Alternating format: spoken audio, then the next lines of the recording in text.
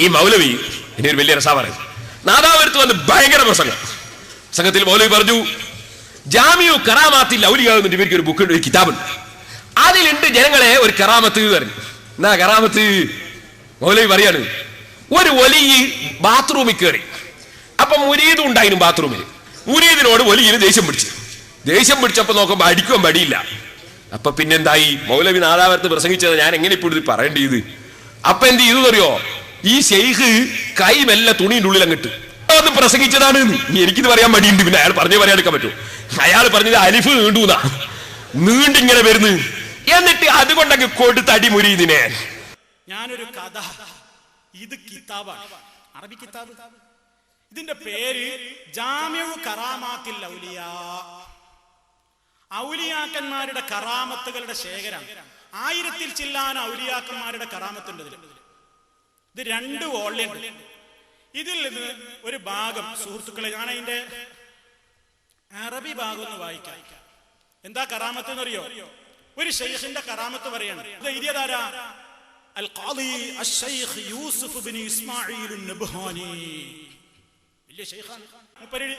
ഒരു ഔലിയന്റെ കറാമത്ത് പറയണത് കേട്ടോളീ. വമിൻ കറാമാതിഹി റളിയല്ലാഹു അൻഹു. ഒരു ശൈഖിന്റെ പോരിശ പറയാണ്. എന്താ ശൈഖിന്റെ പോരിശ? കേട്ടോളീ. ഒരു ശൈഖും, ഞാൻ അതിന്റെ മലയാളം പറഞ്ഞിട്ടാണ് അവസാനിപ്പിക്കാം. ഇത് കുറച്ചിങ്ങനെ കൂടുതൽ വായിക്കുമ്പോൾ നേരം പോകും. ഒരു ശൈഖും അയാളുടെ മുരീദും കൂടിയും ബാത്റൂമിൽ കയറി. ബാത്റൂമിലേക്ക് കയറിയപ്പോ ഈ ശൈഖിന് മുരീദിനോട് എന്തിനോ ദേഷ്യം പിടിച്ചു. ശൈഖിന് മുരീദിനോട് ദേഷ്യം പിടിച്ചപ്പോ ഈ ശൈഖിന് മുരീദിനെ ഒന്ന് അടിക്കണം. വടി തെരഞ്ഞിട്ട് കാണാനല്ല. ഇനിയിപ്പ എന്താ വടി? ഞാൻ അതിന്റെ ബാക്കി അറബി വായിക്കാം. فأخذ الشيخ يحليل نفسه بيديه الاثنتين من تحت إزاره. എന്നാ ഞാൻ പറയില്ല, നിങ്ങളൊക്കെ ചിരിക്കുന്നുണ്ട്. മൂപ്പര് തുണിന്റെ ഉള്ളിന്ന് അലിഫ് ഇങ്ങോട്ട് ഉയർത്തിന. അതിങ്ങോട്ട് ഉയർത്തിയെന്ന് മാത്രല്ല, ഫതാല തൂലൻ അജീബാ. അത് വമ്പൻ നീളായി. നീളം വെച്ചിട്ട് ബിഹൈസു അന്നഹു റഫഅഹു അലാ കതിഫിഹി. ചുമല് വരെ നീണ്ടു. ഒറ്റ അടിയ. വസാറ, അയാൾ അടിക്കാൻ തുടങ്ങി ശിഷ്യനെ. ശിഷ്യനാവട്ടെ വൽ ഖാദിമു യസ്റഖു മിൻ ശിദ്ദത്തിൽ അലമി. വേദന സഹിക്കാഞ്ഞിട്ട് കിടന്ന് പൊളയാണ്. വമ്പൻ പടിയല്ലേ. അടി അങ്ങ് പൊട്ടിയപ്പോ ഫഅല ദാലിക മർറാത്തിൻ, പലതവണ അടിച്ചു. പിന്നെ മൂപ്പര് എന്ത് ചെയ്തു? അടി നിർത്തിയപ്പോ അടുത്ത കറാമത്ത് പഴയ മോഡലിലേക്ക് പോയി. വടി പഴയ മോഡലിലേക്കായി. തീർന്നില്ല. കുറച്ച് കഴിഞ്ഞപ്പോ വേറൊരാൾ പറഞ്ഞു, ഞാൻ അങ്ങനൊന്നും ചെയ്തില്ലല്ലോ, ഇജ്ജ് വെറുതെ വിചാരിക്കൂ, എനിക്ക് അങ്ങനെ ഒരു സംഗതിയല്ല എന്ന് പറഞ്ഞിട്ട് വേറൊരുത്തന്റെ കൈ പിടിച്ചിട്ട് മൂപ്പർ അവിടെ അങ്ങനെ തടവിപ്പിച്ചു. നോക്കടാ, എനിക്ക് അങ്ങനെ വല്ലതും ഉണ്ടോ? നോക്കുമ്പോ എന്താണെന്നറിയോ? അതിന്റെ കുറ്റിയും കൂടി ഇല്ല. കാറാമത്തെ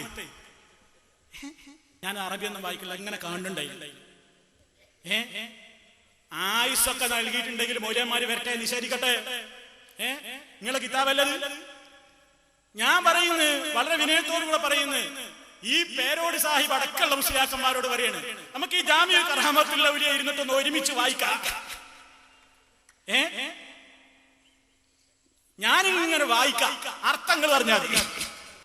അപ്പൊ മൂപ്പരിക്ക് അർത്ഥം പറയാൻ നല്ല ഉഷാറുണ്ടാവും. ഇതിൽ അങ്ങനെ കുറെ ഉണ്ട്, പലതും ഉണ്ട്. ഒന്ന് ഒരുമിച്ചിരുന്നൊന്ന് വായിക്കാം. യൂസുഫ് നബ്ഹാനി എഴുതിയ കിതാബാണ്. നിഷേധിക്കാൻ കഴിയുമോ നിങ്ങൾക്ക്? ജാമിഉ കറാമാത്തുൽ ഔലിയ എന്ന കിതാബ് നിങ്ങൾ കണ്ടിട്ടുണ്ടെങ്കിൽ നിങ്ങൾ ഒന്ന് പരിശോധിച്ചിട്ട് ജനങ്ങൾക്ക് പറഞ്ഞു കൊടുക്കുക. ഇങ്ങനെ ഒരു കറാമത്തിന്റെ ഭയങ്കര കറാമത്തായിട്ട് ജാമിഉ കറാമാത്തുൽ ഔലിയ എന്ന പുസ്തകത്തിൽ ഇത് പറഞ്ഞിട്ട് ഇയാൾ ഇങ്ങനെ പരിഹസിച്ചു നാദാപത്തുള്ള ജനങ്ങൾ. ഒരു കിതാബ് ഓതി ഇവർ വളരെ കുറവല്ലേ ഉണ്ടാവുള്ളൂ. പലരും ഇങ്ങനെ അത്ഭുതപ്പെട്ടു. ഇവനുണ്ടോ? പലർക്കും അത്ഭുതം. ഞാൻ പ്രസംഗിക്കാൻ പോയി, മൗലവി എന്നിട്ട് ഒരൊറ്റ വെല്ലുവിളിയും, ഭയങ്കര വെല്ലുവിളിയും.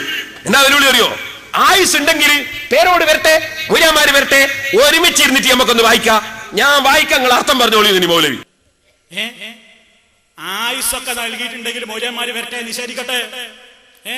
നിങ്ങളെ കിതാബല്ലത്. ഞാൻ പറയുന്നു, വളരെ വിനയത്തോടുകൂടെ പറയുന്നു, ഈ പേരോട് സാഹിബ് അടക്കമുള്ള മുസ്ലിയാക്കന്മാരോട് പറയാണ്, നമുക്ക് ഈ ജാമിഉ കറാമത്തുൽ ഔലിയ ഇരുന്നിട്ടൊന്ന് ഒരുമിച്ച് വായിക്കാം.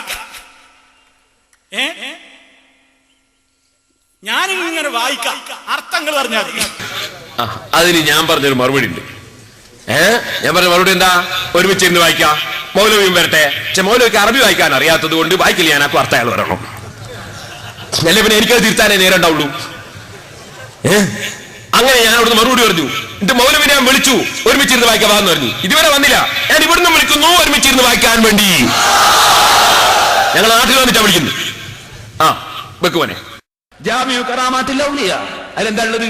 കഥതല്ലേ നിങ്ങളെ മൗലവിമാര്?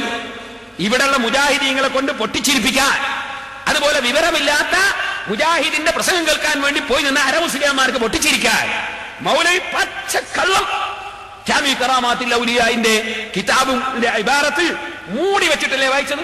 മൗലവിക്ക് ധൈര്യം ഉണ്ടോ എന്റെ മുന്നിൽ വന്നിട്ട് ഇത് അർത്ഥം പറയാൻ? വായിക്കാൻ വായിക്കും, നിങ്ങൾക്ക് വായിക്കാൻ അറിയില്ല.